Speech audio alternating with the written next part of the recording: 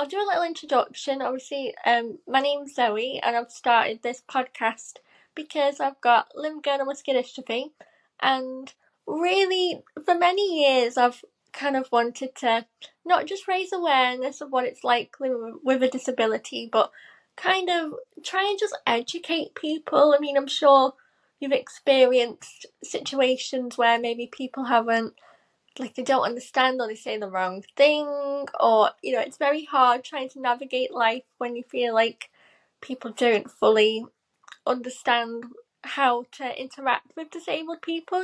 We're not any different, and I think that's really the big message I'm trying to put out there with my episodes, really. Yeah, I feel like that's sort of what I try and use my account for as well. Just like, just sort of not that it should need it, but just like normalizing disability and just sort of trying to show that, we are all very unique, different people, just like non-disabled people are. Absolutely. I've obviously followed you for a little while, and one of the things that I've really enjoyed about your content is really how much you educate people about how to interact with us. And I say interact with disabled people because we're not any different, and trying to break down those barriers to be like, we're just normal people. Just because I'm sat down, like, I don't understand why that seems to frazzle people's brains just because I'm sat down in a chair. Like, it's crazy. Yeah, I was born disabled, so I've always been disabled, and through my teenage years, I used mobility aids on and off, and then I had like a whole decade where you wouldn't have known I was disabled unless you sort of knew me intimately. So for me, like, I know what it's like to go through the world being perceived as a non-disabled person, and therefore how I was treated versus the minute I sat my bum in that chair. I mean, before that, really, it was the minute I started using a walking stick, the questions started. When I started using crutches, the questions started. But there was less awkwardness. It was more just pure nosiness. But with the chair, then it's either nosiness or people who are just so uncomfortable. And I just, like you say, it's just a flipping chair on wheels. It's so baffling. And this thing of, oh, what if I say the wrong thing? And it's like, but if you were with any other stranger, you wouldn't be thinking, what on earth am I going to, well, you might be if you're just a generally socially anxious person like me. But on the whole, we all know how to make small talk. Hello, the weather's great, whatever. And it's like, none of us are sitting in our chairs waiting for somebody to ask us about it. Like, if I know you and I like you, I'm going to tell you my story anyway, because I just like a good yap. Like, but you just, yeah, I just find it's as if, like, I don't know, when they make the jokes and stuff, it's like they're sort of, breaking the ice and, making you feel better about it. And it's like, no, you don't need to say anything. You can just say hi if you really have to. But yeah, that's kind of it. No, I completely agree.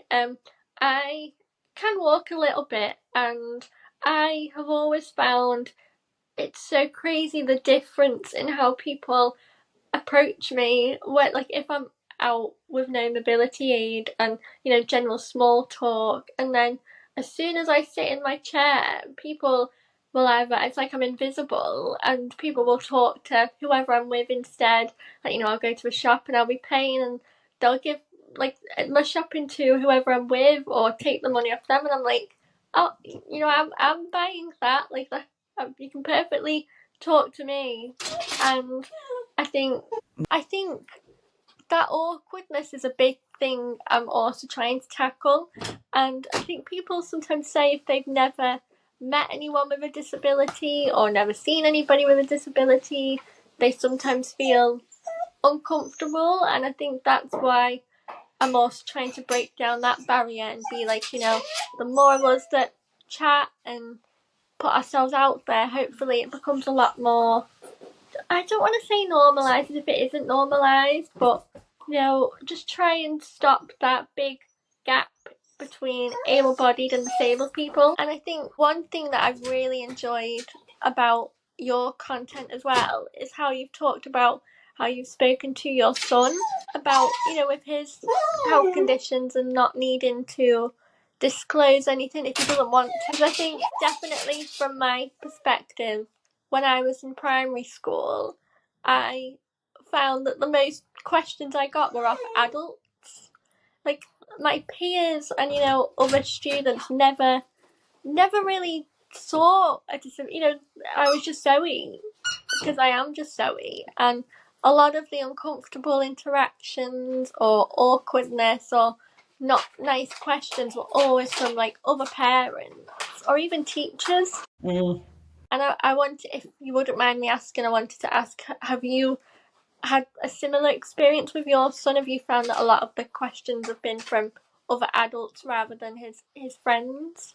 Yeah, I mean, so when he first started school, I wasn't kind of as along in my journey as I am now. I wasn't calling us disabled, I was calling us differently abled, which, as you know, makes me want to vomit now. Um, and we sent him off to like I sort of looked at my own experience, and I remember very clearly the first time another child pointed out the lump I have. I've got a lump on my back that comes with my spina bifida, and they pointed it out to me. And my parents didn't talk about my disability at all, so I didn't know really what my lump. So I didn't know what to say back. And when sort of Clark started school, we sort of said, you know what, we're going to empower him with the knowledge to answer these questions. So he knew all about, he could answer them. But then after he'd been at school for about 6 months, he would just come home just really fed up. And like what you were saying there, he had like an after school tennis lesson once, and the tennis teacher asked, he wears a leg brace, and asked him why he wore the leg brace. And I was just like, that's Oh, got nothing to do with anything. Um, and as soon as I started seeing him being fed up with it, even though I'd always answered the questions, because that's how I was brought up, you'd be polite to strangers, blah, blah, yeah. blah. I was like, you know what? You don't have to answer. I said, right, you can answer if you want to. It's not a dirty secret. If it's a kid, you like them, you can answer. I said, you can make up a random story. You can lie. You can literally say whatever you want. Or you can say to them, my mum says I don't have to answer that. Because I wanted to put the ownership onto me, not, because sometimes it is hard to put I find it hard to put boundaries in. He was 5. And he just kind of ran with that. And most of the time, if an adult asks him, he just ignores them. He'll just like roll his eyes in and walk away. And I love that. he went for a stage of saying "my body, my business," which was my favourite. Oh my gosh, I might have to steal that. Please do. I would be thrilled with that. But no, he's like his friends don't. They know that he wears a leg brace. Like he walks with a. He hasn't necessarily got a regular gait. So like when he's walking along, that he has a disability. But his friends don't talk about it. He's just him, and it will be other adults.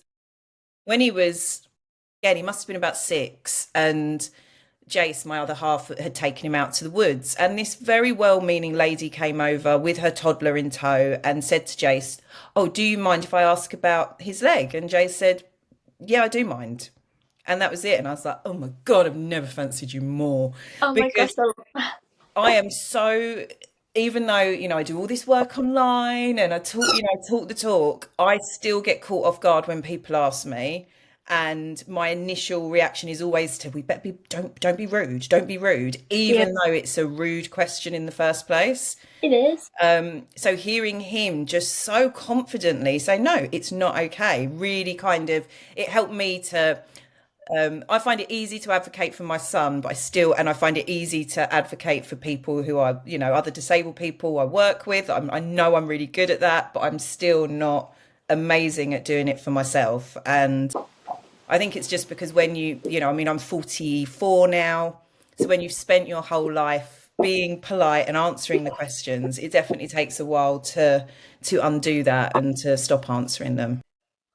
Yeah, honestly, I can completely relate to that because I find it a lot easier advocating for other people and telling them, giving them pretty similar advice to what you've just said. But when it comes to myself, I feel that awkwardness sometimes of being able to kind of put those boundaries in because, like you, I feel like, oh, I don't want to give a rude response. But as you say, it's a rude question. I mean, just to walk up to someone that you don't really know and ask them about their private medical situation. It is very personal and rude, and I think, yeah, I'm trying to get better at that, putting those boundaries in for myself, but it's a bit of a journey, isn't it? It is, and I'm definitely better. I tend to now if they're being polite to me, I will tend to just sort of say, "Oh, I don't talk about my medical stuff with people I don't know." That's it, because that's not actually a rude thing to say. Like that is, it's not a No. rude thing to say. But it's frustrating because I would talk about my chair. Like I was stopped once by an older man, and I was thinking, "Oh, fuck, here we go." But he said to me, "Oh my God, your chair." He's like, he said, "My dad was one of the first Paralympians when they first sort of, I think it was for like people who'd been to war and they were all in a rehabilitation home. I think that's where it started." Excuse me. And he couldn't get over the sort of difference in tech, like with his dad's wheelchair, what it would have been back in the whenever that would have been versus mine. And it was such a nice conversation. Um, I'll talk about accessibility till I'm blue in the face. Like, yeah, let's yap about that. But a stranger on the street wanting to know my medical diagnosis, it's not going to help me. It's not going to help the world. It's just going to scratch their kind of curiosity itch and leave me just feeling like a medical curiosity and not an equal sort of human. Oh, goodness. Oh my gosh. I hate technology. Do you know what? It always works perfectly fine when you don't need it. Then the minute you're on it. But yes, I'll move on to my next question I was going to ask you.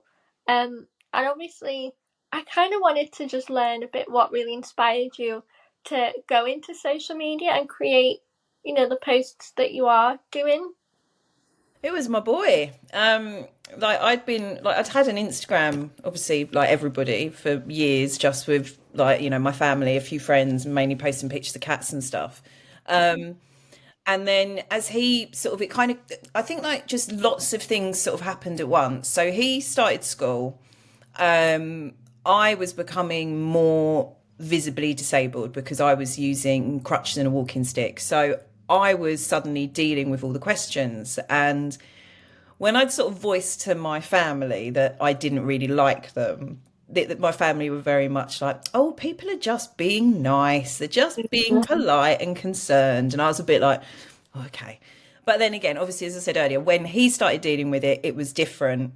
And I think it was around this sort of time I'd found the hashtag on Instagram, babe with a mobility aid. Wow. And that was huge for me because suddenly just seeing, I think a lot of disabled people, we grow up maybe being the only disabled person in our own lives. And Hmm. suddenly sort of, I'd always hidden my walking stick in pictures. I'd literally be nearly breaking my neck trying to balance without it because I couldn't Yeah. possibly have a walking stick in a picture, which now I'm like, oh my God, I'd have like 1,000 different walking sticks in different colors and everything now if it Yeah. was like, what was I doing? So I found that kind of hashtag. Somebody sent me a video. I'd never heard of the social model of disability. Somebody sent me a video about that. And that was a real light bulb moment of, oh, it's not me. Like, it's society. And I put this like post on Instagram very tentatively, a bit nervous about not being liked, like not enjoying being asked those questions. And I just got such good responses from a few other disabled people I'd started to connect with.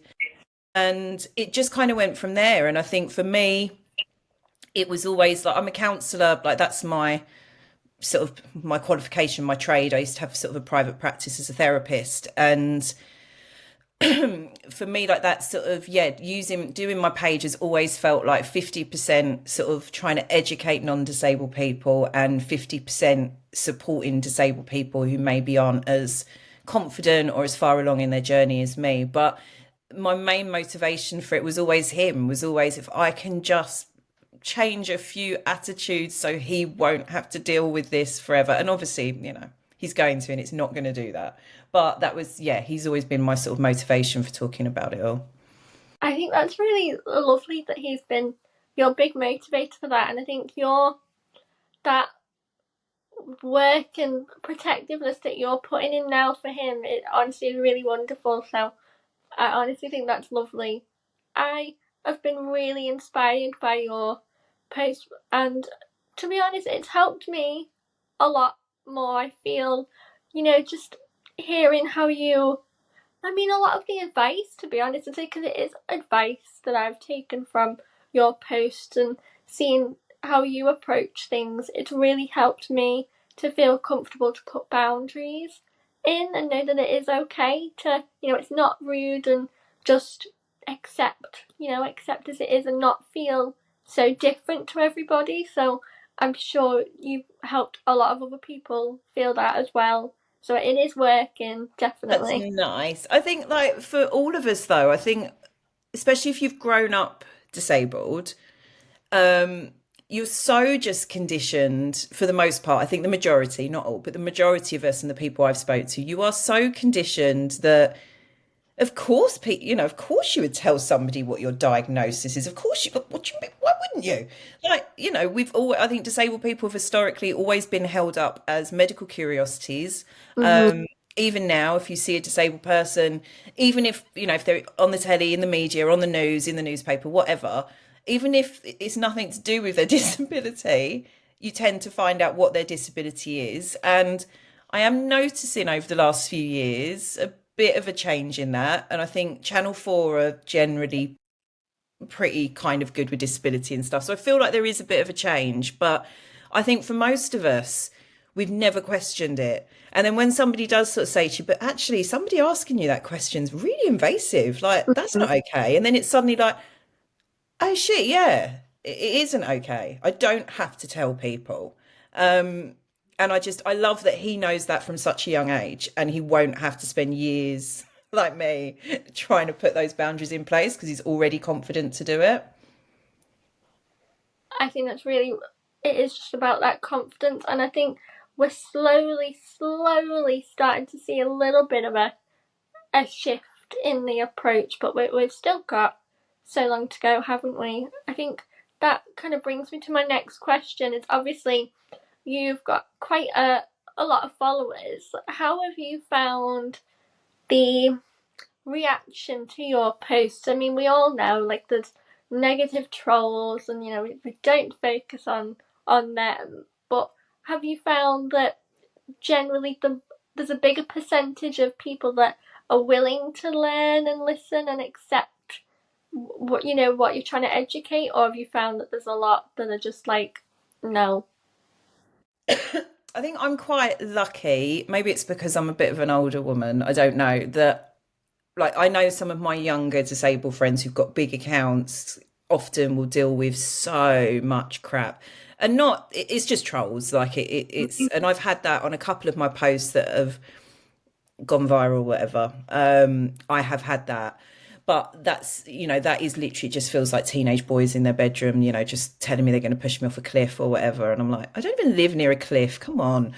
um so I think on the most part I feel like I'm really lucky. I feel like my sort of community on there is sort of, I think it's probably quite 50-50. I don't know, that's just a guess, but between sort of disabled and non-disabled people. But I find like the non-disabled people that are in my community are just, wanting to learn as well. And likewise, I'm learning from other people. It's like that intersection of disability and sort of understanding ableism, and in turn understanding all these other different things. And I think that's what I love so much about it, is even, just learning about other people's experiences of being disabled. One of my close friends doesn't use a wheelchair, but she's chronically ill, and it's just, I just find it interesting to look at the differences, to look at what we all, even if we have got really different disabilities, the stuff that we all experience the same. Mm-hmm. And I just think the last 6 years for me have been just such a huge learning opportunity around everything, learning about ableism, learning more about racism, like learning about just everything. And I just find that, yeah, I find it quite exciting. But I'm lucky on the whole. I don't really get much sort of shit on there really, which is nice. That is really good. I think I mean, I have a much smaller platform, so I think that's kind of done me a bit of a favor in a way, that I've generally only had positive um interactions. But I did for the first time. So I did a post on LinkedIn a couple of weeks ago, and somehow it went viral. I don't know why. Do not know why, but it did. And I experienced my first negative comment, and the comment was from a lady in America because I'd put up a picture of my wheelchair and was talking about disability and employment, and she commented on it and said, "Where are all the pro-birthers?" And I looked at it and I thought, does does that mean, like, That's when you kind outrageous. of read something and you think, have I read that right? So I questioned it and I said, can you elaborate? Like, what are you like implying? And she tried to backtrack and say she was saying that all these people that are pro-birthers should hire all these disabled people, and it was just an awful way she went all about it. And I was just like, why would you see a post of a young lady in a wheelchair talking about employment, doing a very positive post, and think, I know what I'm going to comment. I'm going to comment. And I was just so blown away that she felt bold enough and had the audacity to leave such an awful comment. And I mean, look, I'm pretty thick skinned, so I kind of more just laughed it off. But a few years ago, something like that would have really, like, gnawed at me. And it's just crazy some of the things people feel able to say. I made the mistake, like, so obviously previous to doing this Instagram, when my disabled son was small, I was on a lot of Facebook groups. And because it's a childhood disability, these Facebook groups tended to be primarily non-disabled, the non-disabled mums primarily, parents, but it was primarily mums on there. And I was part of that, right? Because although I didn't talk about my disability, so to them I was just another disabled mum. Mm-hmm. And I'd never overshared him online, but I did sort of on my Instagram, I would sort of, if he had a physio appointment, I might take a quick picture and do an update because I think, you know, as a parent of a disabled child, when you're pregnant, when you're being told you should terminate this baby constantly, when you have the baby, I understand why parents of disabled kids want to shout about them from the rooftops and want to share all those milestones. Because for me, it was like, yeah, big fuck you to all the doctors that said, I should have terminated him. So Yep. but then obviously, when I started, with the questions, putting these boundaries in, I put some posts up online to say, this is why I'm no longer sharing about my disabled child. It's not my story to tell. And I kind of held my hands up and I said that it's not that I was going, everybody else is wrong. I was saying, I've reached this conclusion for myself. And these other mums were just not happy. They were like the messages I got in my inbox just saying that, all of this stuff. And then I made the mistake of Googling myself on this god awful like blog page, like Oh, this no. tattle life or something. And there was like this whole thing with these mums just being just absolutely like, oh, Nina Tame discovered she was disabled and can make money out of it, so now she does. And I was like, that's not really an insult. That's kind of like a compliment because yeah, that kind of is what I did. But they were just so cross that I'd put boundaries in for my own son because obviously then that meant they had to look at themselves. What were they sharing? Mm. So I did get a lot of shit from some parents of disabled kids in my early days when I started talking about it. On the whole, now again, I don't. I've got so many parents who are, raising their disabled kids amazingly, who will message me and stuff. And yeah, but when I first started, yeah, they weren't happy with me at all. Oh my goodness. I think gosh, I don't know how I'd have handled that if that was me. I think, but as you say, it was probably more of a reflection because looking at that, they all of a sudden had to realize, oh, maybe we didn't want to share, or maybe have we done the wrong thing in oversharing. So I think, gosh, but to do a whole blog, oh no, like if you're not got anything better to do than to do a negative blog about somebody else's life, come on.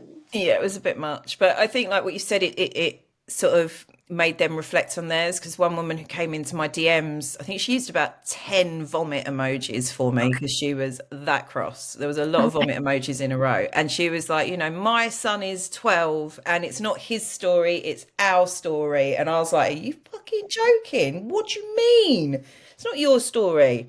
Like you are the parent, like, And don't get me wrong, like I don't think parents of disabled kids get enough support at all. Like it's awful. But I just feel like there's private spaces that parents can go to, private forums where they don't have to, like this one woman, and it's stuck with me since because I tried to have, she was really open to learning. So basically, this woman got in touch with me and was like, can you check out my Instagram page? Because I think I'm being quite respectful with my son, but I'd like your opinion. So I was like, okay. Oh my God. Although she put a star over it, she literally had posts showing how to catheterize her baby. No, Like no. he wasn't a child, he was a baby, but regardless, and I just said, this isn't okay. Like, I understand it's a complicated process, but using your own kid to show, like, it's just not okay.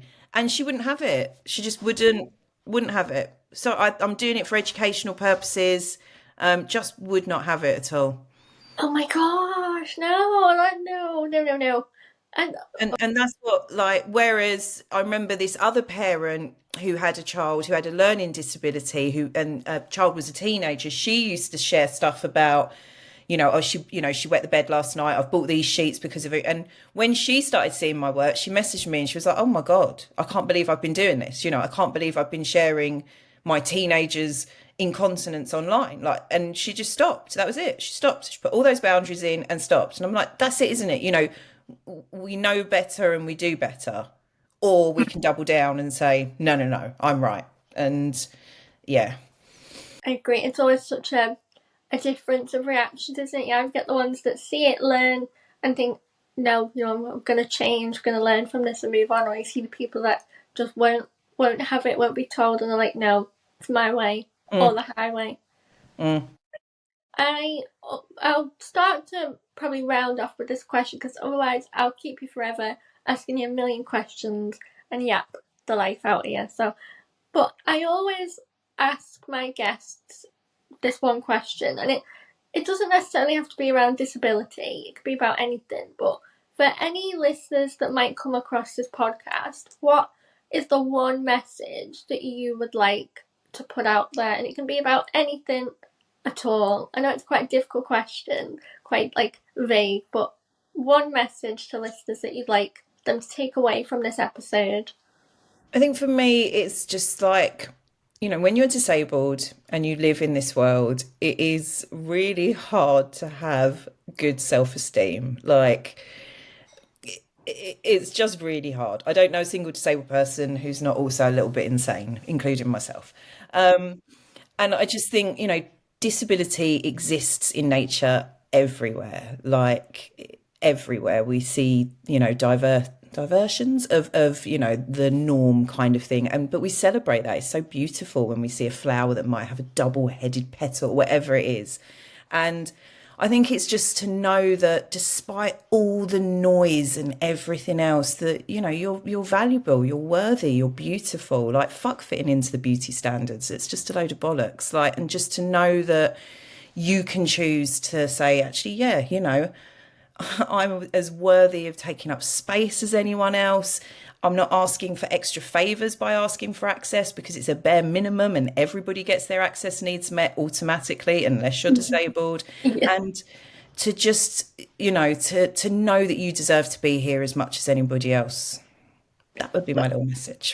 So I feel like I really needed to hear that myself today, to be honest. So thank you. Hey, you're Honestly, I welcome. love that. But honestly, I've had a really, really great time chatting to you. I've followed you for a while, and I've always really resonated with what you've put out there. So I really wanted to just have you on, have a chat, get to meet you, and I know people listening to this will absolutely love the episode and be able to take a lot from it. So thank you. Oh, Zoe, it's been such a pleasure. I could chat to you all day, and thank you for having me on as well. It's been really nice. Honestly, you're always welcome. Hopefully, we get to have a little chat again soon because, as I say, I've really enjoyed meeting you. So, thank you. Oh, you're so welcome. It was really nice meeting you too. Enjoy the rest of your day. You too. See you later. Bye Bye. bye.